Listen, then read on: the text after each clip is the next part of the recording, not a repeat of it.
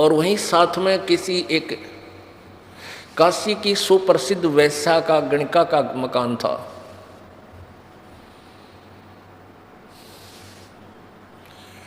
अब वो गणिका ने जब आवाज़ सुनी परमात्मा की, ये प्यारी वाणी सुनी, भी मानुष जन्म पाके जो नहीं रटे हरि नाम, और जैसे कुआ जल बिना फिर बनवाया क्या काम। तो उस लड़की को एकदम जो है ना या कसक हुई कि हे भगवान, परमात्मा का नाम जिक्र हो रहा है, तो उस अपने महल की खिड़की के साथ आकर बैठ गई अंदर ही, और उधर परमात्मा ज्ञान सुना रहे थे। उस लड़की के हाथ पांव कांप गए, अकरे तेरा गजब हो, यौवन तो सारी उम्र जुल्म ही जुल्म कर लिए, और मेरा क्या होगा, अब क्या करूं, अब क्या करूं, मैंने तो जीवन खराब कर दिया, ये अनमोल जीवन, कितनी कीमत बताई संत ने। तो उसने सोचा भी समाधान भी इन्हीं के पास हो सकता है, जो रोग बता रहा है तो दवाई भी जानता होगा। तो नीचे उतराई वह लड़की अपने मकान से बाहर आकर और करबद्ध खड़ी होगी गुरुदेव के सामने। उस लड़की के को आए हुए देखकर वहाँ श्रोता जन जो थे 100, 200, 400, उन्होंने देख लिया ये तो वैश्या आ गई। उनमें से 2-4 खड़े हुए, कहने लगे तू भाग जा यहाँ से, भाग जा यहाँ से, निकल जा, तू बदनाम औरत है। परमात्मा कबीर जी कहने लगे भी क्या बात है, कहने लगे वो शिष्य कहने लगे जी यह तो बहुत निकम्मी लड़की, बदनाम औरत है, इसको तो यहाँ आगे तो दुनिया जो है ना हमें पता नहीं क्या क्या कहेगी। परमात्मा बोले बैठ जा, आजा बेटी इधर आ, हाँ क्या कहना चाहती है। उसने बताया कि परमेश्वर, हे गुरुदेव, आज मैंने आपका सत्संग सुना और ये सामने मेरा मकान है और मैं वैश्या हूँ। परमात्मा आज तक मुझे कोई ये ज्ञान बतानिया नहीं मिला, आज मेरी आत्मा काँप रही है, क्या मेरी जैसी दुष्टा का भी उद्धार हो सकता है। परमात्मा बोले बेटा, नौका का स्वभाव होता है जल दरिया से पार करने का, उसमें फूस धरो चाहे पत्थर, चाहे उसमें रुई धरो यानी हल्का पदार्थ या भारी रखो, बेटा वो पार कर दिया करता है। हमारे पास एक ऐसा नाम रूपी मंत्र है, उस नौका में आपको बैठा देंगे, पार हो जाएगी। यानी कितना ही खराब कपड़ा हो, साबुन और जल के योग से स्वच्छ हो जाता है। अपनात्मा परमात्मा की वाणी है, भाई कुष्टि हो वह संत बंदगी कीजिए, हो वैश्या के विश्वास चरण चित दीजिए। क्या बताते हैं कि कोई साधु संत, कोई भक्त, यदि उसको कोई रोग है, कोढ़ लग रहा, कोढ़ एक घृणित रोग होता है, और उस कहते हैं जब वो कोढ़ भी लग रहा है किसी भगत का, उसका नफरत मत करिए, उसको प्रणाम करिए, सच्चाई बोलिए, प्यार दिए उसको, क्योंकि वो भक्त है, वो भक्ति कर रहा है, उसकी आत्मा को ठेस पहुंचाने से आपको हानि गनी हो जाएगी। और वैश्या के विश्वास चरण चित दीजिए। यदि गणिका बहन और उसको भी परमात्मा का विश्वास है, भगवान को चाहने वाली है, उससे नफरत मत करना, उसको एक साधु संत भक्त भाई बहन की तरह डील करना। उससे नफरत करोगे तो वो आएगी नहीं, सत्संग में नहीं आएगी तो वो स्वच्छ कैसे होगा। मान कोई डाकू है, चोर है, शराब पीता है, तम्बाकू प्रयोग करता है, वो सत्संग के वचन नहीं सुनेगा तो उसको पता कैसे चलेगा ये इतना अवगुण है। और सत्संग रूपी जल में वो आएंगे तो वो साफ होंगे। तो परमात्मा ने बहुत लंबा चौड़ा प्रवचन किया वहाँ उन उपस्थित भक्तों को समझाने के लिए,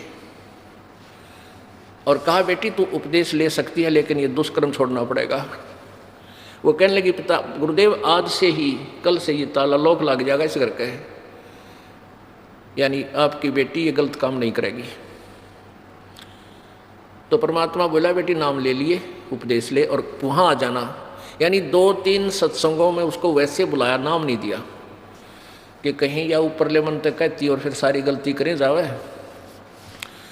तो तीसरे चौथे सत्संग में वो आती रही, ज्ञान सुनती रही, और उधर से उसने वो सारा दुष्कर्म बंद कर दिया। हमारे समाज की एक और विशेषता है कि उस जीवन में उसकी वह फीत तारा ना कर दे जो पहले वो गलती करता है। वह लड़का है या कोई चोर है तो चोर भी उसने फिर भी नहीं कहेंगे वो फलाना चोरा का है, चोर है, और उसको फिर भी गनका ही बोल रही थी, जबकि उसने सारे दुष्कर्म त्याग दिए थे। अब वो लड़की मालिक के चरणों में आई, उपदेश ले लिया और फिर वो प्रत्येक सत्संग में आने लगी।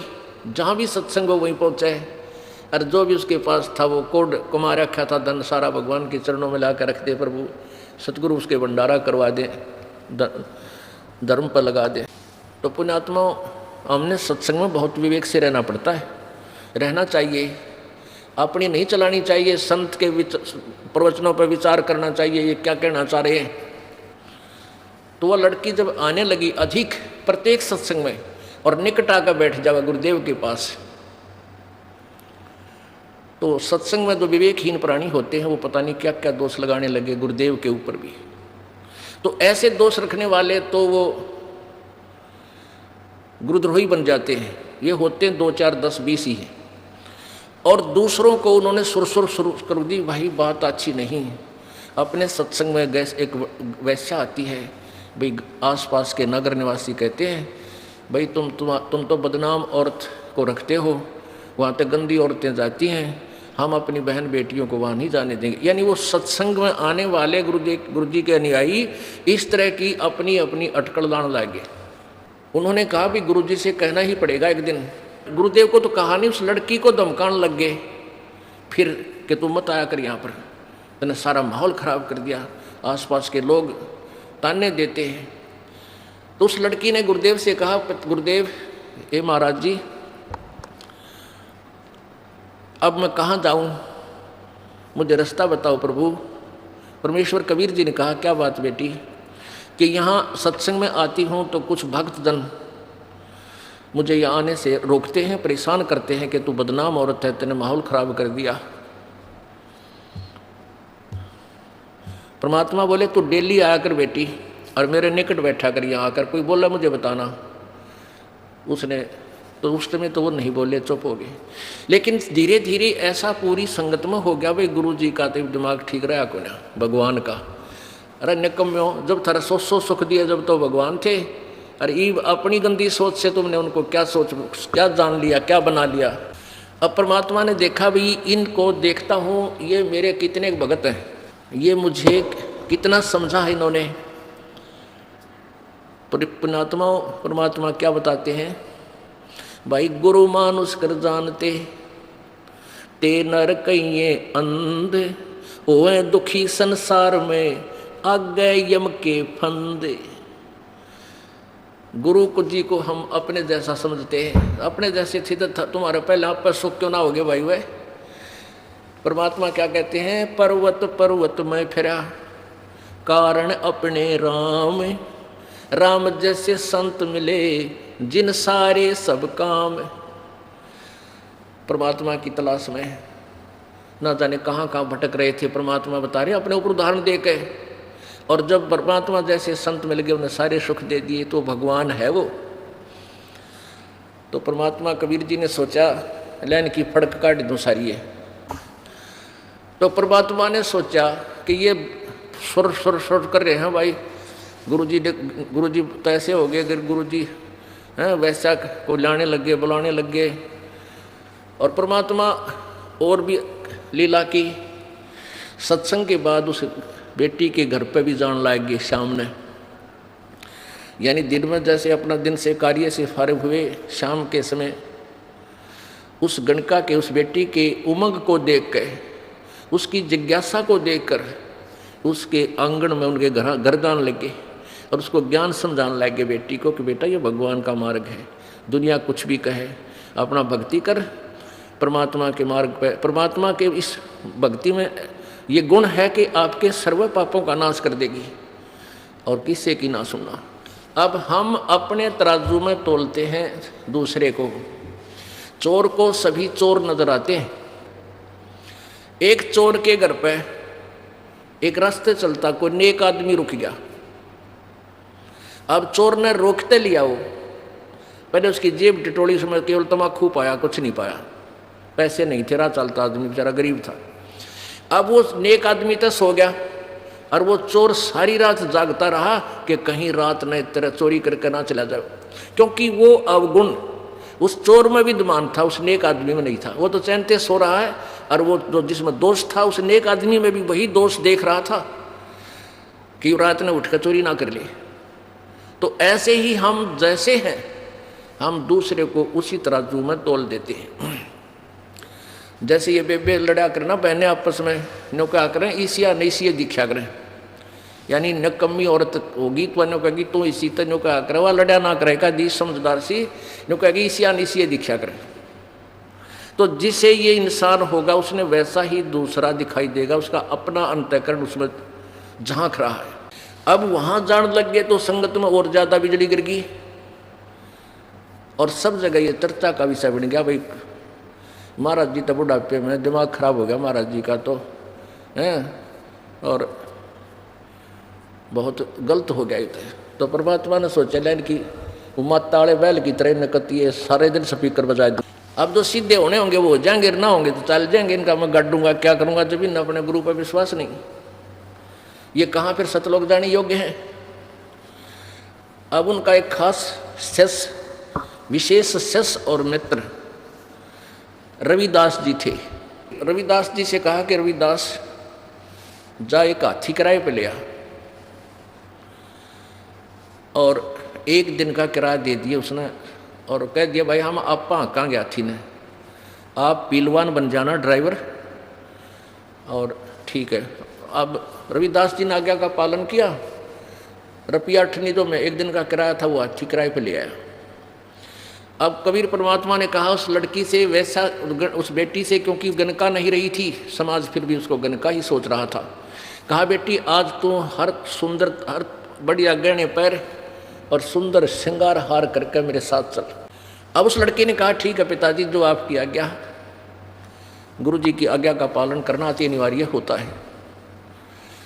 तो उस लड़की ने सारा अपना सुंदर कपड़े पहन पुन कर सारा मेकअप कर लिया, और परमेश्वर कबीर जी ने क्या किया कि एक गंगा जल भर लिया शीशी में, और हाथी जैसे हाथी के को ड्राइवर तो कर रहा था, ड्राइविंग तो कर रहा था रविदास जी, और उसके बाद में वह लड़की बैठा ली हाथी पर और पिछली साइड में आप बैठ गए और लड़की के कंधे पर हाथ रख ली, और एक हाथ में वह बोतल दो देसी शराब दिखी थी हाथ से काटी हुई, उस बोतल ऐसे मुंह कला के दो चार घूंट पर न्यू करें और उस लड़की के हाथ कंधे पे, और परमेश्वर ने कहा कि रविदास उस अच्छे उस बड़े बाजार में निकाल दिया हाथी ने, एक बार सारे ही फटक निकल जाए, काशी वाले की भी।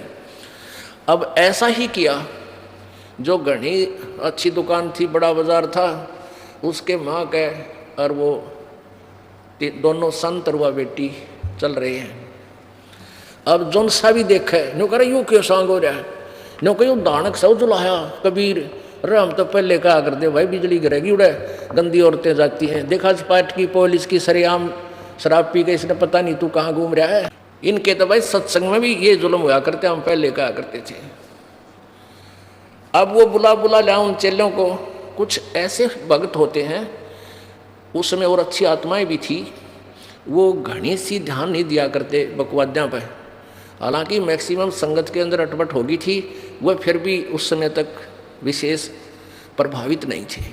तो उनको लाओ बुला के दूसरे लोग, क्या जा तो क्या करता भगवान आ रहा है, आज तेरे भगवान ने दिखावा के जुल्म कर दिया, ऐसा सरेआम तो कोई भी ना करा कर वैश्यावर्ती करता जा रहा है। अब वो भगत आओ बाजे देखें वो बैठे तुम्हारे गुरु जी, तो नो कहें मैं तो एक दिन गया था बस, मैं ना जाया करता उड़े, यानी वो जो कति जिनके इतने सुख दे रखे थे वो समाज तो डर के अब भगवान पर अविश्वास करके और परमात्मा से विमुख हो गए। 64 लाख में से 2 अर्जुन और सरजुन नाम के ये 2 शेष बचे थे, ये कहीं बाहर गए हुए थे मक्का मदीना की सैर सपट्टे को, वो वापस आए वापस आए तो इब और संगत तो भाग भूगी सारी, कबीर जी द्वारा कोई ना जावे कि उनके सुख खूब हो गए, किसी आपत्ति रही कोई ना। यह लास्ट की बात है 10 वर्ष पहले, परमात्मा सतलोक गमन से पहले। और वो परमात्मा ने क्या किया कि वो हाथी पे घूम घाम के सारी लीला करके, तो परमात्मा कबीर जी प्रतिदिन उस लड़की के घर पर जान लागे, क्योंकि एक दोया की परीक्षा और रह रही थी। वो अर्जुन सर्जुन आए 10, 5, 20 दिन में वापस। तो सभी शिष्यों ने कहा कि भाई गुरु जी तक कति बिगड़ गए, और भाई हम तक तो बाहर निकलन जोगे नहीं छोड़े। ऐसे ऐसे एक वैश्या के पास जाते हैं, और एक दिन तो शराब के नशे में, उन्हें ये भी नहीं पता तू कहाँ घूम रहे हो, और सरे बाजार में उस वैश्या को लिए फिर रहे थे हैं। और भाई गुरु जी पहले वाले कौन रहे। अर्जुन सर्जुन ने कहा तुम क्या क्या बक रहे हो, तुम क्या बोल रहे हो। ने कहा मैं तुम्हें शर्म नहीं आती, तुम्हारी जीभ कट जानी चाहिए, तुम एक महापुरुष पर ऐसा लांछन लगा रहे हो। वो कहने लगे तेरा तुम्हें यकीन नहीं। अगर नहीं, हमें कोई यकीन नहीं हो सकता तुम्हारी बातों का, हम उनको बहुत निकट से जानते। अरे तुम नहीं मानते कि नहीं मानते कि आज भी शाम को देख लेना, उनके उसी के पास मिलेंगे। अब अर्जुन सर्जुन ने सोचा भी जय आज भी गुरुजी हमें वहाँ मिल गया था, फिर तो बात अब झूठी तो नहीं हो सकती। अब शाम के समय वो गए, गर्मियों का दिन, आंगन में बैठे गुरुजी परमात्मा चारपाई पर, वह बेटी बैठी नीचे और परमात्मा के पैर दबा रही, और परमात्मा कबीर जी उनको ज्ञान सुना रहा अपनी बेटी को। अब अर्जुन सर्जुन ने झांक कर देखा, नु सामने बैठे होता है। एक बात आगे निकल गए, फिर सोचा भाई जकर तक करना चाहिए, ये तो बात बिगड़गी, गुरुजी बदनाम हो जाएंगे यहाँ बैठने से। तो दोनों अंदर आगे, उनका पहले वाला भाव नहीं था। दोनों ने फिर भी कुछ शिष्टाचार का सहारा लेते हुए कहा कि गुरुदेव आपको यहाँ नहीं बैठना चाहिए, ये तो एक बदनाम औरत का द्वार है, प्रभु आप जैसे महापुरुष बदनाम हो जाएंगे।